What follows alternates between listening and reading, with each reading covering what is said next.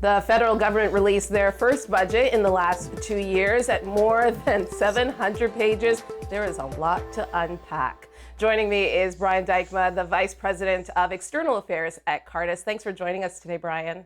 Thanks for having me, Maggie. So there was a lot of celebration around this budget, calling it a feminist budget. What were your initial thoughts?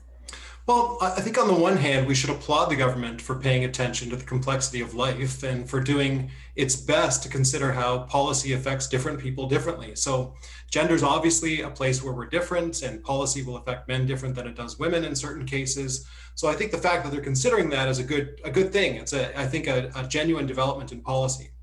Where I think we should be wary, though, is when one person or one party or one position claims to speak on behalf of all people. So to conflate one policy idea, the universal daycare policy is the sort of the key one in this. To conflate that with the feminist position, I think goes against the government's mantra that diversity is our strength. And we've seen, for instance, in the past few days in the media that many women from many different backgrounds have said that the policy they put forward is not going to work for them. It's not going to work for them in their sort of diverse areas of life, their diverse places in life. And so I think that, to say that there's a homogenous policy that can affect all women is probably not, in fact, out of line with what they say in other places. Yeah, let's delve into that a little bit deeper. Your press release, Cardus's press release, stated the proposed plan devalues, and we're talking about universal daycare, devalues the work parents and other caregivers do outside of an institutional setting. And again, that was from your press release. Explain some of your concerns and Cardus's concerns when it comes to the proposed universal childcare. Yeah, I think that's precisely it. The proposed policy does not account for, nor does it properly provide support for the diversity of ways in which parents make choices around daycare. So what it does is it puts $30 billion worth of money towards one part of the system that only 30% of the people use. So if you look at the data and the way people use, parents use a wide diversity of types of care. Sometimes it's institutional care, the regulated care that the government wants to support. Other times it's a local family member. It could be an auntie or a grandma or an uncle. It could be that dad staying home part-time. Could be part-time work. You just know no two families are the same. And I don't think we should be making policy that assumes they are and that's going to act in that way. So what we think is important is that we recognize that diversity of care and that support is given for that diversity of care so that all families, regardless of their makeup and regardless of their choices, can actually receive the childcare support that so many people say they need. And so you're proposing maybe a tax credit. Are these things that Cardus is saying that maybe the government should look at? I think that's part of it. I think what we've been saying for quite a while is that you actually need a package of policies that considers the needs of the family. Childcare credits are part of them, and there's been some work from C.D. Howe Institute that's recommended that as well. Again, looking at things like maternity leave and length of time, the government's done some good work on that. That's part of it. Expanding the CCB, the child benefits that has been shown to have positive benefits, not just in dealing with things like poverty, but also in terms of actually having really good outcomes in terms of the care of the child. We think a broader package of goods that actually provides parents with the ability to make the choices that work best for them and their diverse needs. That's the way the government can support childcare, and that's the way government can support families. What have we learned from Quebec, who again has had universal childcare for a number of years now? In your studies, what are the wins and losses that they've really experienced through this year of just learning about universal childcare? Yeah, it's been in Quebec for about 20 years. And the one thing that we've learned definitely is that it does work in terms of getting women into the workforce. That's the one thing that it's shown to be very good. And that's what the government has said, right? They want this so that GDP will increase and government revenues will increase and so on. That's the one thing it's good at. Interestingly, other policies are also good at that. Some of the things we talked about when it comes to benefits and credits also do that work. So that's one thing we've learned. But we've also learned that for children, the results are at best mixed. So some children, those in high-risk homes, they benefit from the system, but a lot of children, many others actually end up worse off with long-term behavioral issues, negative impact on their parents, on their home life. So we've learned that the impact, one other thing as well, that the learning outcomes from being in childcare at an early age are negligible and sometimes negative.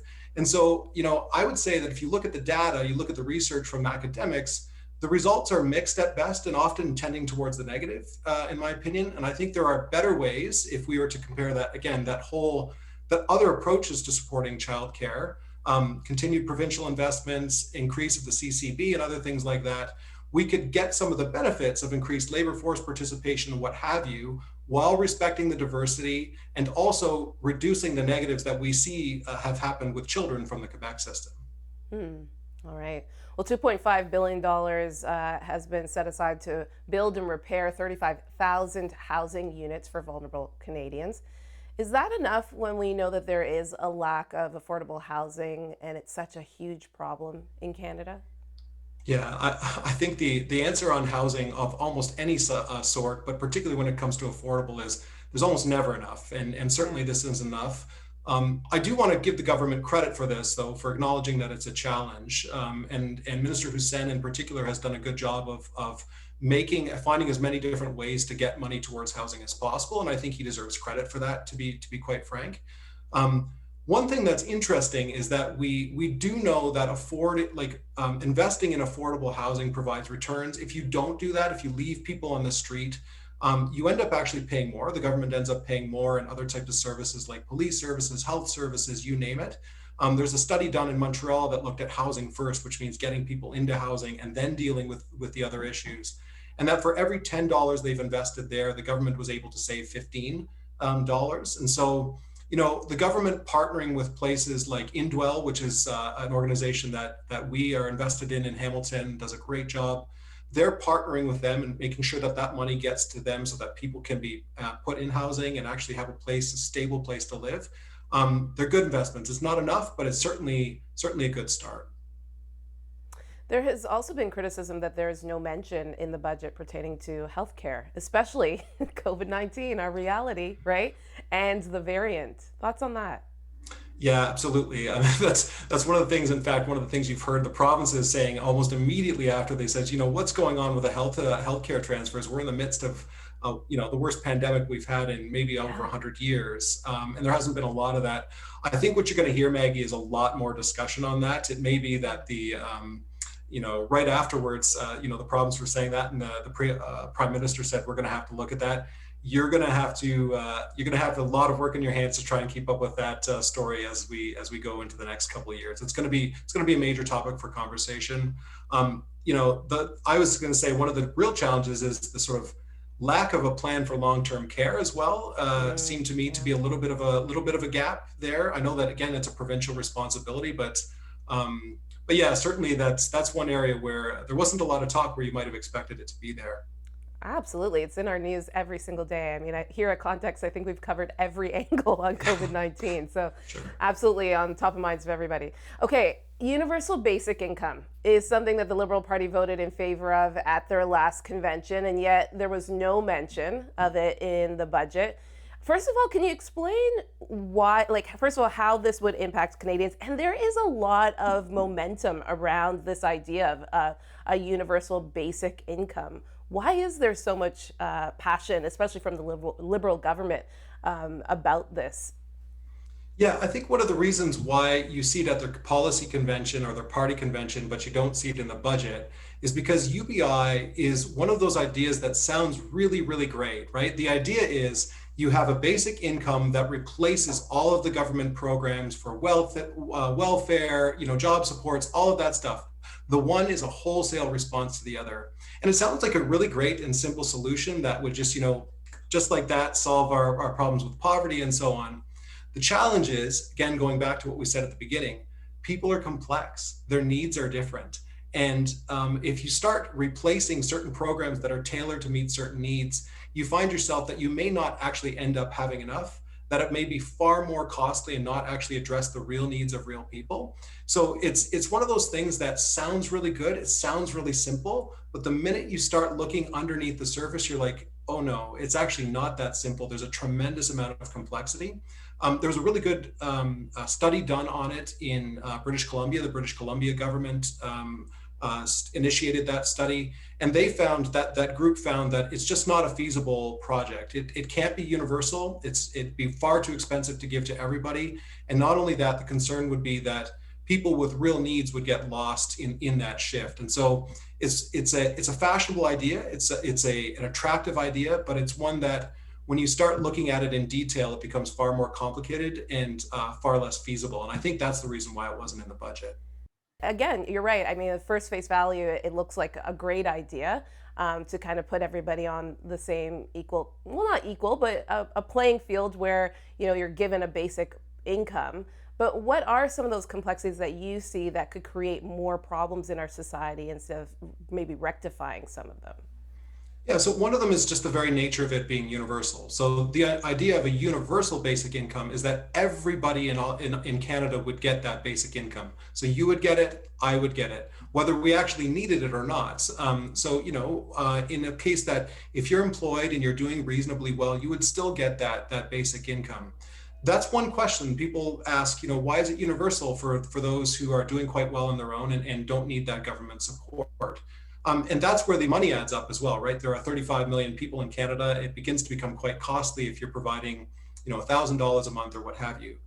And the second question then becomes, is it going to be enough? So say, for instance, somebody who has a disability and is unable to work. And I'll just take an example of somebody who is paraplegic, for instance, and has a great deal of needs. If you were to remove all of the disability benefits that enable that person to have a stable and good life and replace it with a universal income, it's very likely, highly likely, that universal income won't be enough to support that person, that paraplegic, for instance, who's not able to do that. And that's the real challenge. You have sort of a diversity of needs, and the universal basic income as a replacement for the other types of things may leave the people who actually need it worse off and those who don't need it better off. And that's the sense in which the universality actually, the sort of homogeneity of it doesn't actually get at the complex needs that many Canadians have.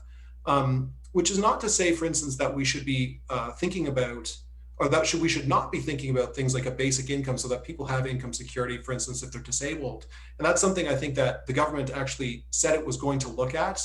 There was this mention of a disability benefit or disability income. That's really good stuff, I think. But I think they're acknowledging that the universal nature of it just isn't feasible and probably not all that helpful in the long run. Yeah. Okay. And as Christians, what should we be looking at when it comes to the budget? Yeah, I mean, that's a great question. That's a great question, one that we ask ourselves all the time. I Yeah. mean, I think a couple of things. One of the things that we should always be looking at is the government providing a good rule of law and governing in such a way that it helps the poor and the oppressed. I think that's one of the things that comes out of scripture. And we do see bits and pieces of that. I mean, I think we see certainly the housing stuff in other places. We also see the reverse of that. For instance, venture capitalists got $840 million, which quite frankly, I don't understand. So that's thing number one. Thing number two, and I think this one is most important when we think about politics, is the state playing the proper role? Is it playing a role that will enable the full diversity of society to flourish, whether it's a family or a business or a school or what have you? Is it doing work to enable that and to encourage those institutions to do their own good work in good ways? Or is it trying to absorb and take over that? And I think, again, we see little bits of both of that in this budget. And, some of it's good. The Canada Workers Benefit, I think, is a way in which government is supporting workers and supporting those who are trying to get into the workforce. That's good stuff. The universal daycare system, I would say, is much more of an absorption function. They're trying to absorb some of the diversity in society. So those are the things I'm always looking at when I'm reviewing budgets.